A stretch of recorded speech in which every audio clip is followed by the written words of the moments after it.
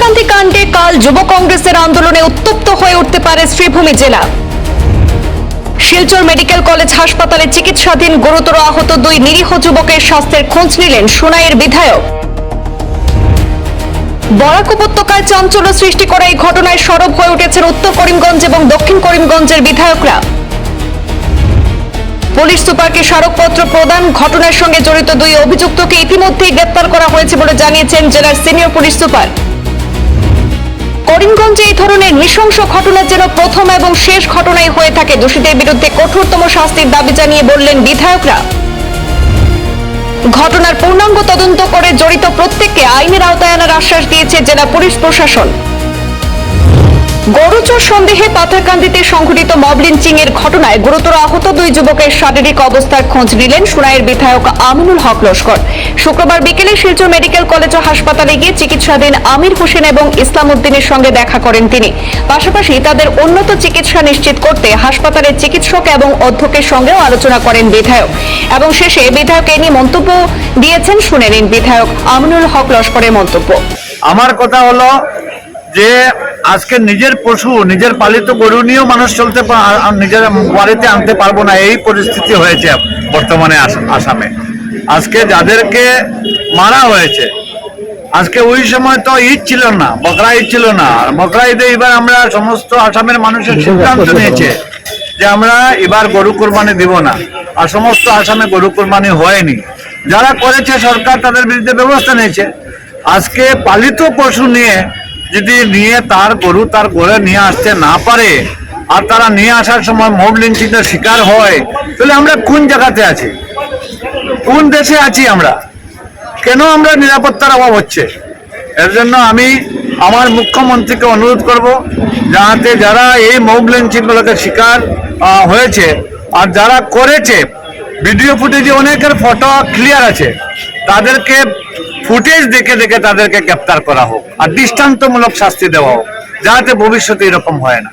আমরা সবে মিলে সমাজ করতে চাই। বরাক উপত্যকা শান্তির দ্বীপ, এখানে কোনো অবস্থায় একে অন্যকে মারুক, মব লিঞ্চিং হোক, এটা আমরা কোনো সময় মানব না।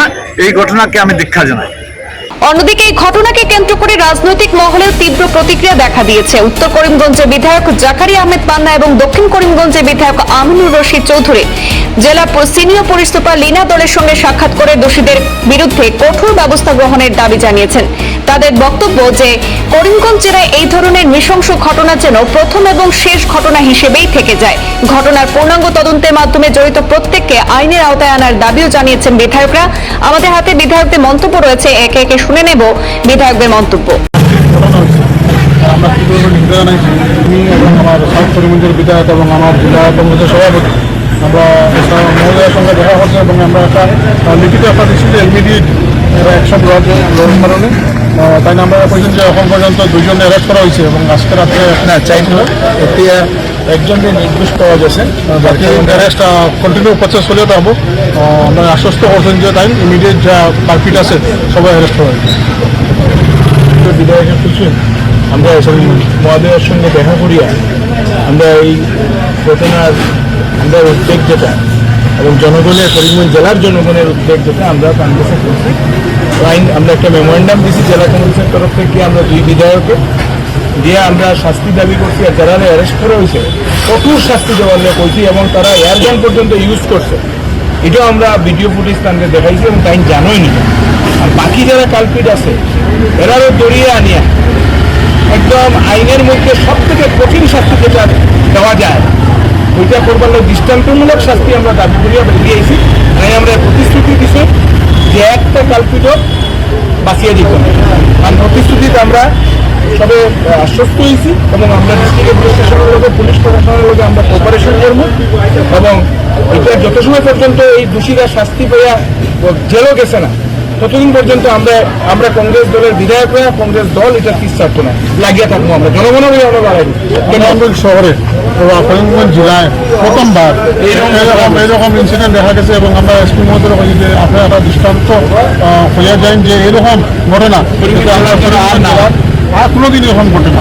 এদিকে আলগাপুর কাটলিছড়া বিধায়ক তথা যুব কংগ্রেসের রাজ্য সভাপতি জুবাইর এনাম এক বিবৃতিতে এই ঘটনাটির তীব্র নিন্দা জানিয়েছেন।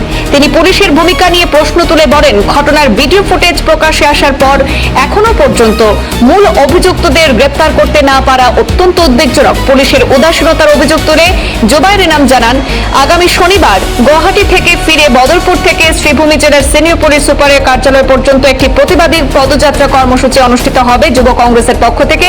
এই বিষয়ে মন্তব্য রয়েছে জুবাইর এনামের, শুনে নিন বক্তব্য। না এখন পর্যন্ত জানতে পাইছি যে দুইজনের মনে হয় খালি আটক করছেন, কিন্তু অতজন থাকার পরে, ক্যামেরা থাকার পরে, ভিডিও থাকার পরে, ভিডিও এভিডেন্স থাকার পরে এখন পর্যন্ত যদি কেউ অ্যারেস্ট করতে পারছেন না, ট্রেস করতে পারছেন না, এটা কত বড় একটা ল্যাপস, কত বড় একটা ফেইলিয়ার, অ্যাডমিনিস্ট্রেটিভ ফেইলিয়ার। আর তার বিরুদ্ধে কালকে আমি করিমগঞ্জ আইয়ার আমি 11টার সময় বদরপুর রেলওয়ে স্টেশন পাইমু। আর বদরপুর থেকে আমরা একটা যাত্রা আরম্ভ করবো। এই যাত্রাটা একবারে Karimganj police station SP office পর্যন্ত এই যাত্রাটা আমরা করবো। এই যাত্রাটা করার মেইন রিজনটা হইল গিয়া যে যোনটা অ্যাকাউন্টেবিলিটি লইতে লাগছিল, যোনটা অ্যাকাউন্টেবিলিটি ওইটা লাগছিল।